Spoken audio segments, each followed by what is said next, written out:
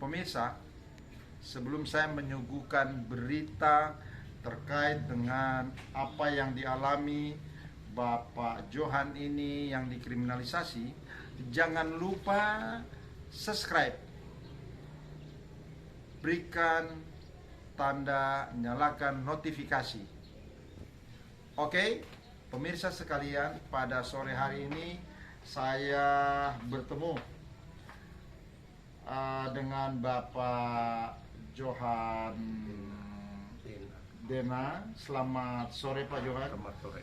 Oke, Pak Johan, saya ingin mencari tahu sedikit terkait dengan upaya-upaya Bapak ketika tanah Bapak itu dirampas oleh perusahaan.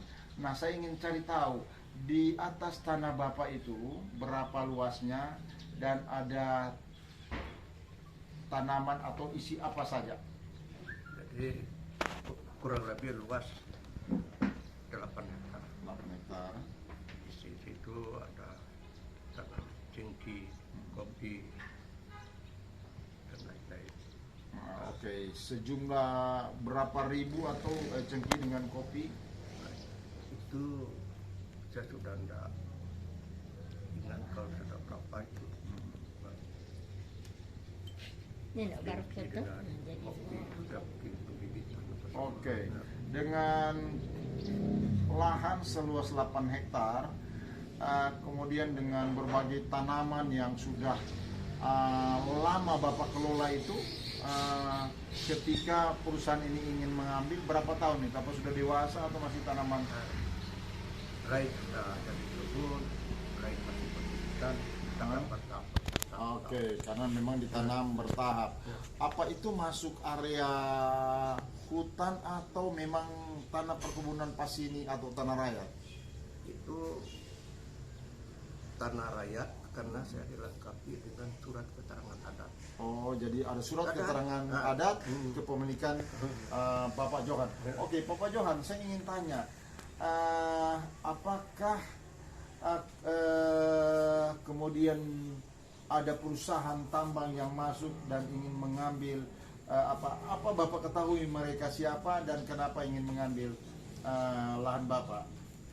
Nah, ini karena situ kan sudah tahu bahwa tanah tersebut mengandung material emas kan. Jadi baru sebagian sudah di dalam wilayah penguasaan perusahaan karena di tengah-tengah. Oke, kalau itu Bapak punya masuk sudah dalam katanya komplain dari perusahaan ada di tengah-tengah. Itu berapa penduduk yang punya lahan di dalam penguasaan mereka? Jadi kalau penduduk itu banyak itu. 10 bisa 20? Bisa lewat 30-an orang. Bisa 30-an orang. Dari 30-an orang ini apakah mereka melakukan pembebasan atau seperti apa? Pola pembebasan atau apa? Atau mungkin ada yang tidak mau, bagaimana? Jadi ada yang dibebaskan, ada yang belum dibebaskan. Karena ya saya juga kurang paham bagaimana proses perusahaan yang lain diselesaikan secara administrasi yang bagus, lain tadi Dengan cara yang Ya. tidak bagus. Nah, oke. Saya dengar-dengar bahwa Pak Johan itu diserahkan uang sejumlah 300 juta lebih.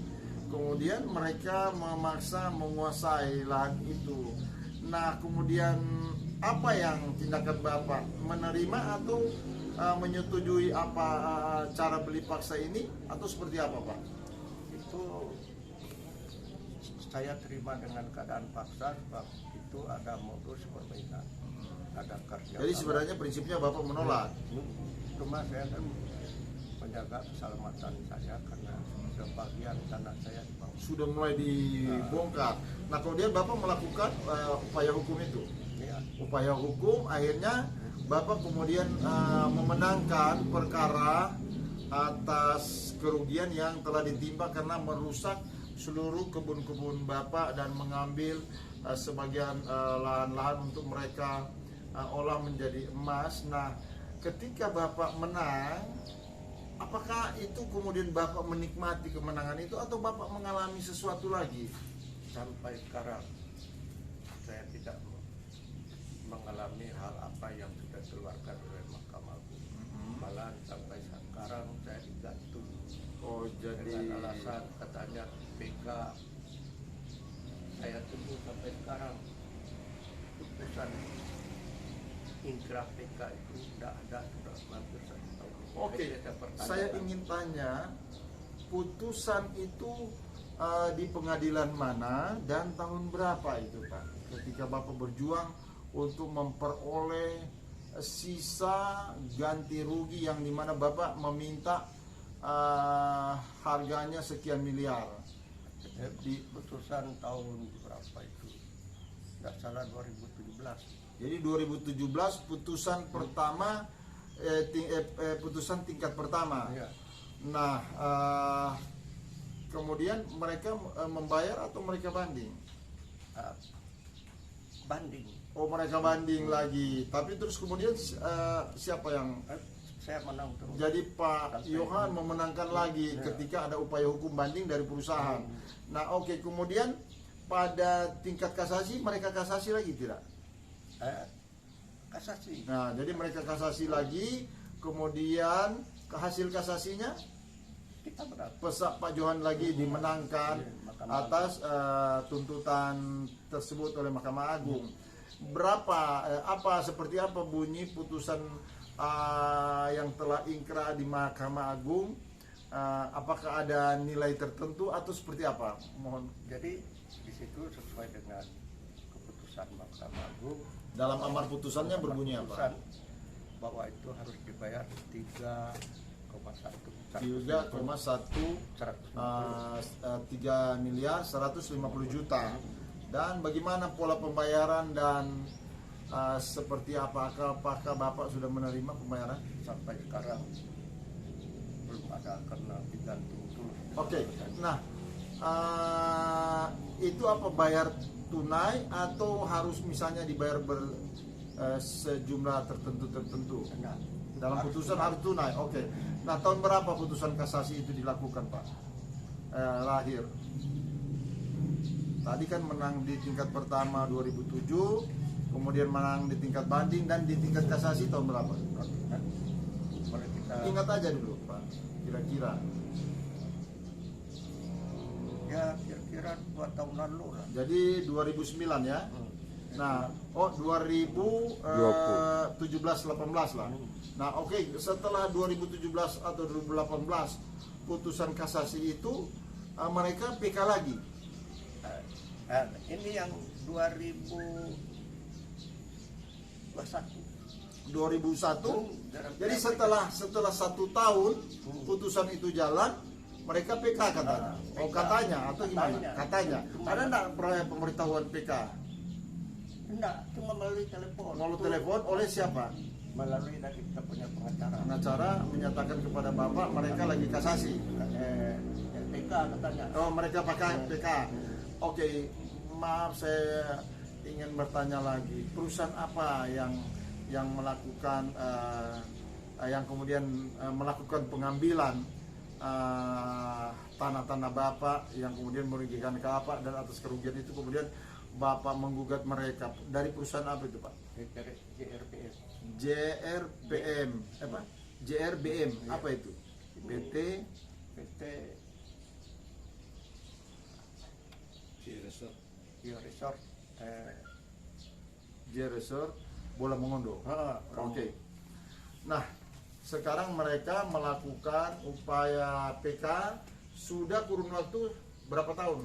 2 tahun atau 1 tahun? Menjelang 1 tahun. Sudah menjelang 1 tahun, tapi hasil PK belum ada juga. Oke. Nah, sekarang Pak, kira-kira dengan digantungnya proses pembayaran atau apa yang Bapak harapkan dari hasil ini kepada pemerintah, kepada aparat tertentu, atau kepada siapapun yang peduli atas penzoliman yang telah dilakukan kepada Bapak Johan? Jadi ini saya harapkan semua unsur terkait yang penegak hukum, kira-kira siapnya perjuangan ini bukan karena terutama rakyat Pramono dipermainkan masalah ini.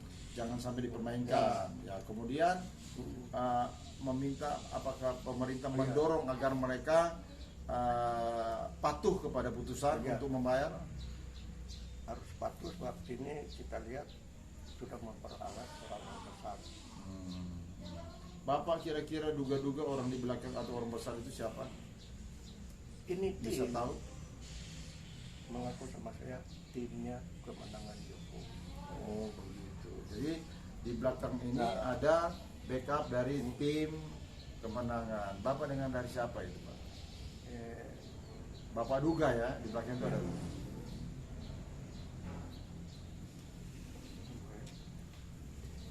Henry Indraguna, Oke. ketua kuasa hukum JRBM. Jadi ketua kuasa hukum PT JRBM. Oke. Terima kasih. Selamat sore atas informasi yang sudah ditampilkan pada sore hari ini. Kiranya pemirsa dan peduli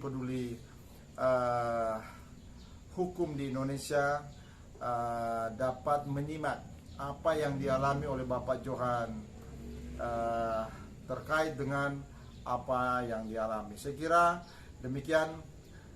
Hendrik Peuru bersama Bapak Johan, Jejak 98, salam sehat.